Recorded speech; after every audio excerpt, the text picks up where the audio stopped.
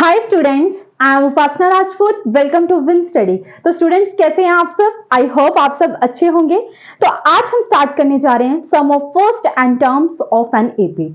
इसके previous video में हमने ए एंड टर्म के बारे में डिस्कस किया, कॉमन डिफरेंस के बारे में डिस्कस किया, यानी कि चैप्टर 5 में जितने भी यूज होने वाले फॉर्मूला ऑलमोस्ट हम सब डिस्कस कर चुके हैं ऑलरेडी हमारी प्रीवियस वीडियो में।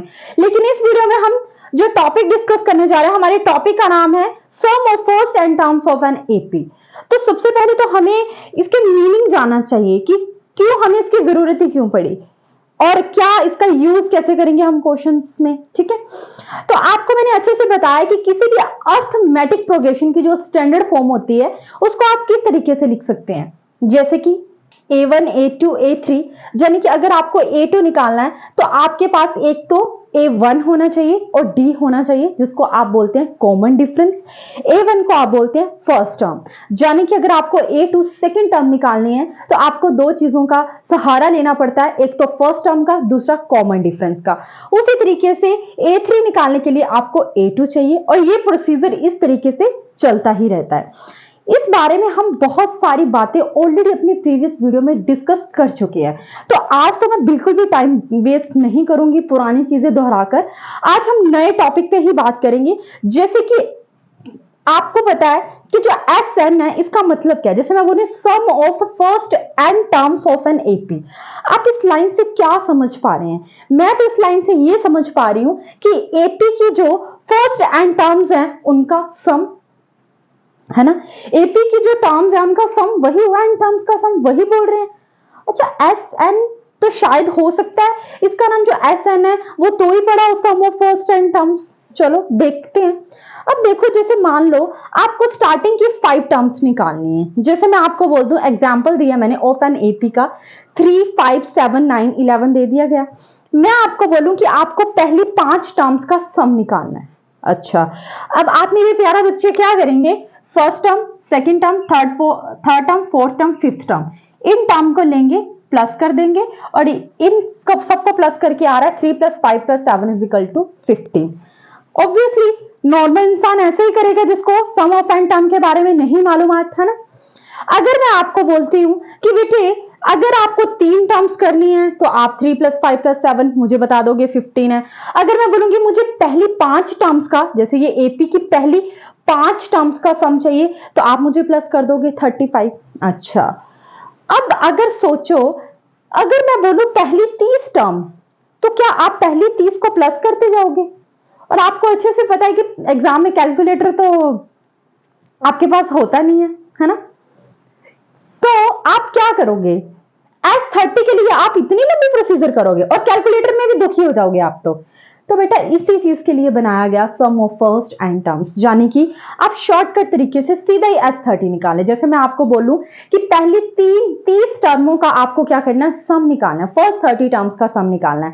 तो आपको ऐसे ऐसे काउंट करने की जरूरत नहीं है, उसके लिए बनाया गया एक फॉर्मूला। जैसे कि आपका formula SN = n/2, 2a + n-1 d। d होता है कॉमन डिफरेंस, a होती है आपकी फर्स्ट टर्म और n होती है आपकी नंबर ऑफ टर्म्स। तो आई रिपीट अगेन, आपका SN का फॉर्मूला क्या है? SN = n/2 ब्रैकेट में 2a + n-1 d bracket close. अच्छा, अब आपके माइंड में आ रहा होगा कि क्या जब मन कर रहा है वहीं पे इसको कोई भी फॉर्मूले को ऐड कर दे रहे हैं।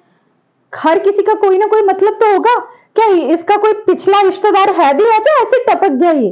तो बेटा घबराइए मत, आपको अच्छे से पता है कि जब हमने a + n-1 d का फॉर्मूला बनाया था, an का जो हमने फॉर्मूला बनाया था वो भी कैसे बनाया था? ऐसे ही बनाया था, a + d का सहारा लेकर a+, याद करो पिछली वीडियो मेरी, है ना। तो क्या ये भी तो मुझे थोड़ा थोड़ा लग रहा है a + n-1 d, तो कैसे बना होगा? सोचने वाली बात तो है। खैर चलते हैं आगे। आई होप आपने इतना इतना तो नोट कर ही लिया होगा, आप इतना इतना नोट कर लो बेटा, ठीक है।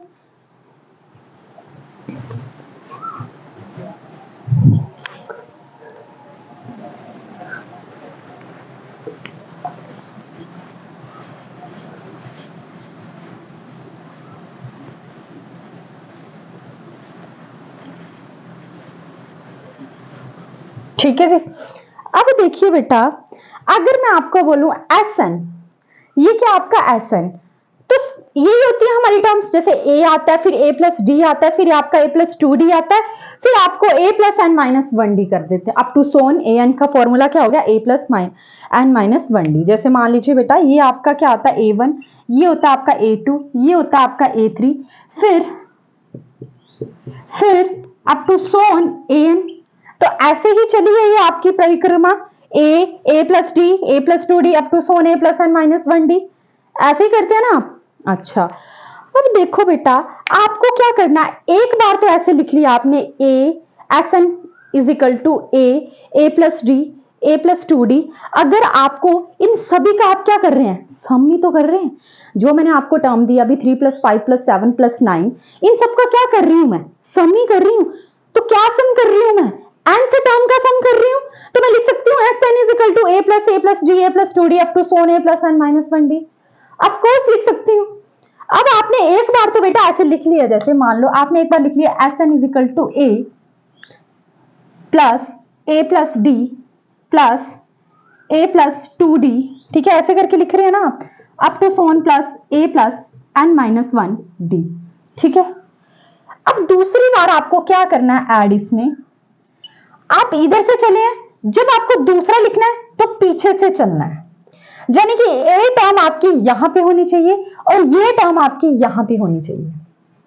अच्छा देखो बेटा मेरी बात ध्यान से सुनिए, जैसे ये आपका a1 a2 a3 और अप टू सो ऑन के बीच में क्या आएगा, a4 a5 a6 a7 a8 a9 up to so on, पता नहीं कितने नंबर्स आएंगे और हमने सीधा एंड में कंक्लूड कर दिया कि a plus n minus 1d आ रहा है ना। तो जब हम उल्टा जाएंगे तो हमें इस बात का भी ध्यान रखना पड़ेगा ना कि उल्टे कैसे जाना है। जैसे मान लो ये मैंने लिख दिया ना यहाँ पे लास्ट में a plus n minus 1d, अब इसी टर्म को मुझे यहाँ फर्स्ट में लगा देना है। जैसे मान लीजिए मैं यहां पे लिखती हूँ a plus n minus 1d, तो यानी कि ये मेरी पहले क्या आ गई, ए एन टर्म आ गई ना मेरी, ये मेरी ए एन टर्म ही तो आई है पहले, है ना। उसके बाद मेरी जो टर्म है क्या आ जाएगी, A N minus 1 A N minus 2, ऐसे ही चलती जाएगी। यानी कि मेरी बात सुनिए, यहां पे जो मेरा n है अगले केस में क्या होगा, n माइनस 1, यानी कि a प्लस फिर n माइनस 1 और ये क्या है d, यानी कि a plus n minus 2d। लगा पता, ऐसे ही करते जाओगे ना बेटा आप। जब मैं ये वाली ए एन टर्म है ना मेरी, जो मेरा ए एन है, ये मेरा ए एन का फॉर्मूला है ना एन, तो मैंने बोला उल्टा लेकर चलना है आपको। तो अगर देखो मैंने इस ए एन को इधर लिया तो आगे मेरा क्या आएगा, A N minus 1 A N minus 2 A N minus 3, इस तरीके से होगा। और मेरा ए एन माइनस 2 कैसे बनेगी अगली टर्म, इस तरीके से तो बनेगी, क्योंकि इस केस में मेरा जो n है वो n नहीं होगा ना, n सा टर्म ये है। अगले केस में क्या होगी n माइनस 1, अगले केस में क्या होगा n माइनस 2। तो जाने की जो मेरी सेकेंड टर्म बनी है वो क्या बनी मेरी, a plus n minus 2d, ठीक है। फिर प्लस 3, तीसरी टर्म क्या बनेगी, a plus n minus 3d, है ना। फिर up to so on, last में क्या आ जाएगा a। यही तो हमारी बात हुई थी कि जो ऐसे चलना है फिर वापिस ऐसे आना है, मतलब ये वाला टर्म आपको एंड में होना चाहिए, ये वाला आपका फर्स्ट में आना चाहिए। आई होप आपको फील आया हो, मुझे ऐसे क्यों लग रहा है आपको फील ही नहीं आया, समझ नहीं आया ना, पक्का आ गया, कैसे मानू।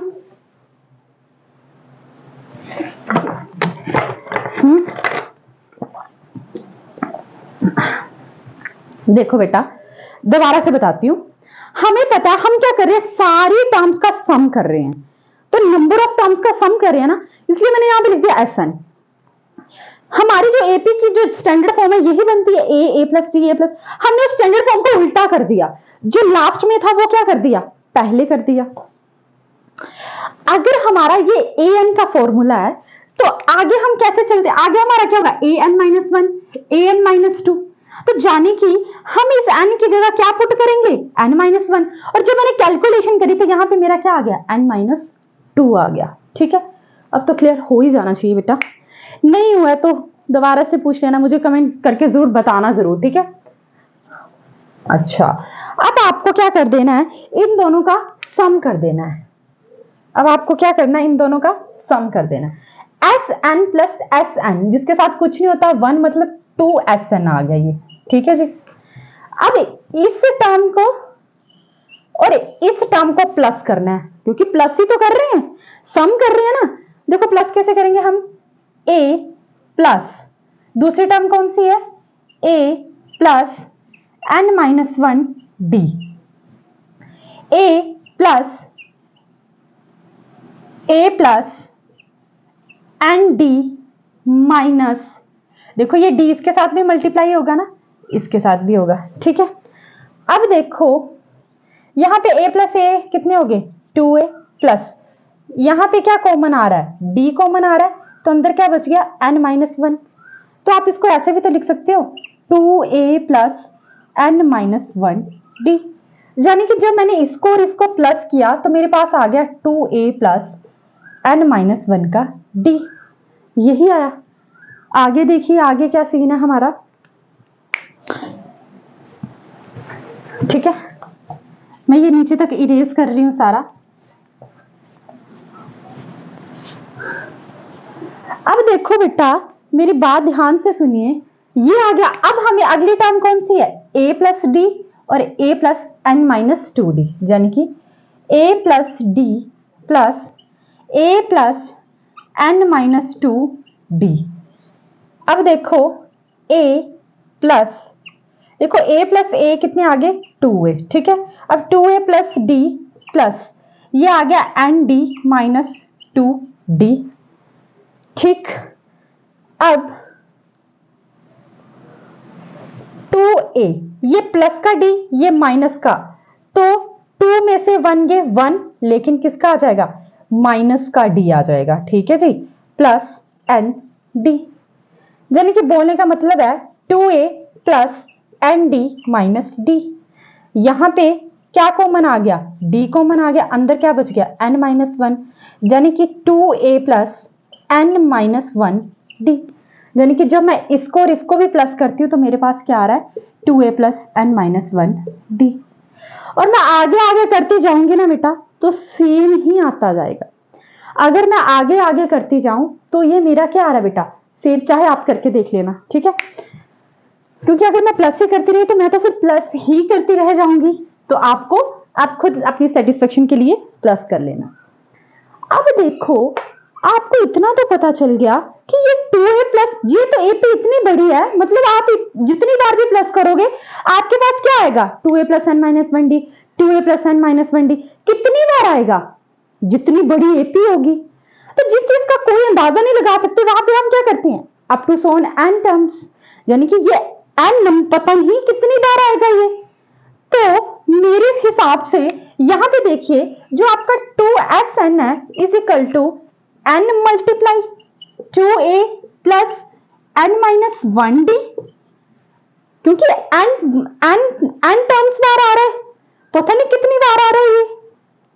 जो आपका 2a प्लस n-1 d है इसको मैं n से मल्टीप्लाई कर रही हूं, मतलब इस 2a प्लस n-1 d को आप जितनी बार भी करते जाओगे आपके पास यही तो आएगा। ये मैंने लिखा भी है यहाँ पे n multiply 2a plus n-1 d। अब यहाँ पे 2 मल्टीप्लाई हो रहा है तो यहाँ पे क्या हो जाएगा, डिवाइड हो जाएगा। यहाँ पे आपका जो 2 है मल्टीप्लाई हो रहा है तो वहां जाके क्या हो जाएगा, क्योंकि ये जो बेटा 2a प्लस n-1 d है ये n बार आ रहा है ना, पता नहीं कितनी बार आ रहा है, तो n को मल्टीप्लाई कर लूं मैं इसके साथ, तो n multiply 2a plus n-1 d आ जाएगा। अब यहाँ पे 2 क्या हो रहा है, मल्टीप्लाई, यहाँ पे हो गया डिवाइड, तो आपका फॉर्मूला क्या बनकर आ गया, Sn is equal to n upon two 2a plus n-1 का d। क्या फॉर्मूला आ गया आपका, Sn is equal to n upon two 2a plus n-1 d। तो इस तरीके से ये आपका फॉर्मूला है। आपको पेपर में ये कभी भी नहीं आएगा कि आप इसका बताइए, बट एक सेटिस्फेक्शन जरूरी है कि ये चीज आई कैसे है, ठीक है। सेटिस्फेक्शन मिलना बहुत ज्यादा जरूरी है। और मैं तभी तो कहती हूँ कि कोई भी चीज को ना बेटा आपको ना कॉन्सेप्ट के साथ लेकर चलना है, अंडरस्टैंडिंग के साथ, आपके ना माइंड में ये चीज होनी चाहिए। आप बेटा अगर आप किसी मार्केट में भी चाहते हैं ना, तो अगर आपको अपने लिए, मतलब मान लो आपको अपने लिए कपड़े ही खरीदने हैं तो आप बेस्ट से बेस्ट कलेक्शन करते हैं।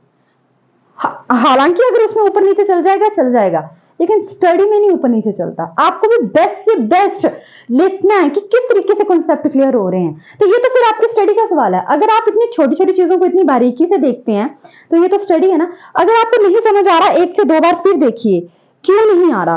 प्रैक्टिस बड़ी जरूरी है मैथमेटिक्स के लिए। आप जितनी ज्यादा ट्राई करेंगे आपके कॉन्सेप्ट उतने ही ज्यादा क्लियर होते जाएंगे। ठीक है, तो आप नोट भी करते रहिए साथ साथ में। ठीक है, बाकी आपको इतना तो पता ही है बेटा कि आपके पास सिर्फ एक रीजन है पढ़ने का। ना पढ़ने के तो आपके पास बहुत से बहाने बना सकते हैं, लेकिन पढ़ने का आपके पास सिर्फ एक ही रीजन है। क्या रीजन है वो बता सकते हैं मुझे? बता सकते हैं पढ़ने का आपके पास क्या रीजन है? पढ़ने का आपके पास बहुत है, गर्मी बहुत है, कल से पढ़ेंगे। पढ़ने का सिर्फ आपके पास एक ही रीजन है, आपके मम्मा पापा।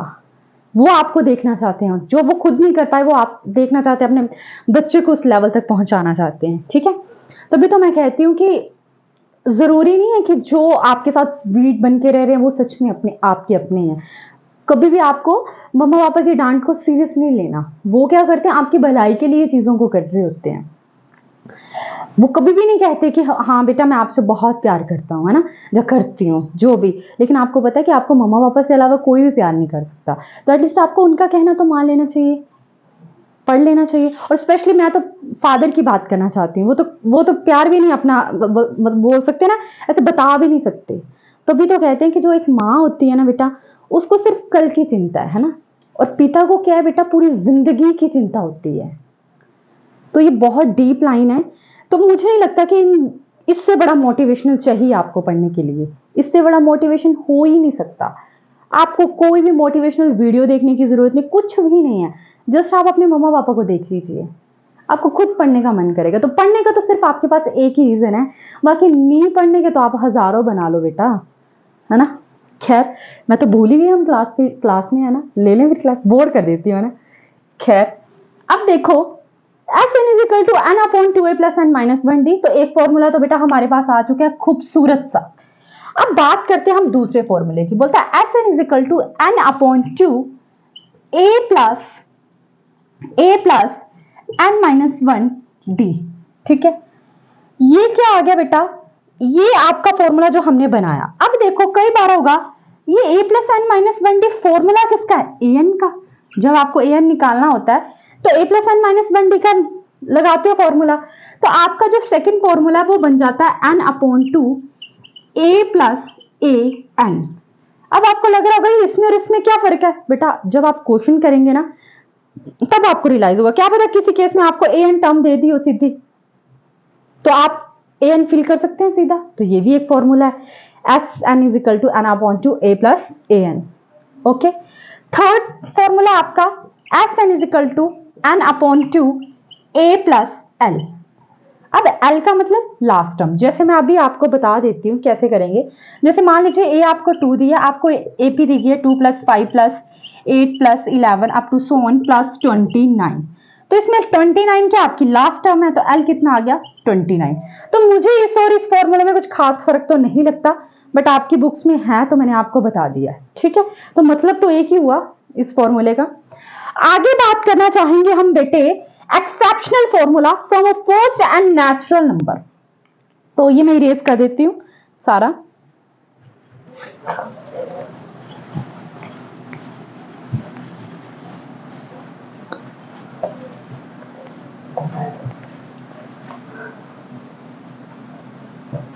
ठीक है, अब देखो exceptional formula of sum of first natural number क्या है, 1 plus 2 plus 3 plus 4 plus 5 up to so on. आपको क्वेश्चन इस तरीके से आएगा, find the sum of first 9 natural number. 9 natural number. तो 1 plus 2 plus 3 plus 4 plus 5 plus 6 plus 7 plus 8 plus 9। तो formula आपका बनेगा Sn is equal to n upon 2 n plus 1। देखो बेटा, जब भी आपको क्वेश्चन में इस तरीके से चीज दे दी जाए, find the sum of first 9 natural number, तो क्या आप पहले नॉन नेचुरल नंबर का सम करेंगे? इस बार तो चलो फिर भी इजी लग रहा है, मान लो 100 से ऊपर टर्म दे दी तो प्लस करेंगे? जी नहीं बेटे, आप ये फॉर्मूला का यूज करेंगे। ठीक है, तो कैसे करेंगे? आपको फर्स्ट 9 नेचुरल नंबर बोले हैं, तो यानी कि S9 is equal to 9/2, 9 plus 1। ठीक है, S9 is equal to N/2, यानी कि आ गया 10, 2 1 जा 2, 2 5 जा 10, तो S9 कितना आ गया? 9 मल्टीप्लाई 5 इज इक्वल टू 45। तो कितना सम आ गया बेटा? 45। चाहे आप प्लस करके देख लेना, 45 ही आएगा। लगा पता? आया समझ में? ठीक है, आगे करते हैं। आगे क्वेश्चन आ जाता है, जैसे मान लो sum of first and odd number, जैसे कि 1 plus 3 plus 5 plus 7 up to so on, Sn is equal to n square. जब आपको फर्स्ट, जैसे मतलब कितने भी ऑड नंबर दिए गए, जैसे मैं क्वेश्चन ही बता देती हूँ किस तरीके से आ सकता है आपको। अगर आपको इस तरीके से क्वेश्चन आ जाए तो आप कैसे डील करेंगे वो मैं बता रही हूँ। कौन सा फॉर्मूला लगाएंगे? क्वेश्चन इस तरीके से पूछेगा आपसे, ये आप ही का एग्जाम्पल है, find the sum of first 10 odd number, 10 odd natural number. भाई नेचुरल नंबर भी आते हैं ना, ऑड में ही आते हैं ना। अब देखो 1 plus 3 plus 5 plus 7 plus 9 plus 11 plus 13 plus 15 plus 17 plus 19, ये आपके क्या बेटा? 10 और नेचुरल नंबर है। ठीक है, 10 ही है ना। अब आपके ये 10 है तो आपका n भी ये होगा। तो फॉर्मूला क्या बताया मैंने? इस सिचुएशन को कैसे फेस करेंगे आप? इस तरीके से S10 जहां जहां n है, और ये आ गया 10 का स्क्वायर, तो यानी कि S10 इज इक्वल टू 10 का स्क्वायर कितना आ गया? 100। यानी कि सम ऑफ फर्स्ट 10 और नेचुरल नंबर का जो सम है बेटा, वो कितना आ जाएगा? 100। लगा पता? आया समझ में किस तरीके से करनी है ये चीजें? ठीक है, कीजिए इसको नोट।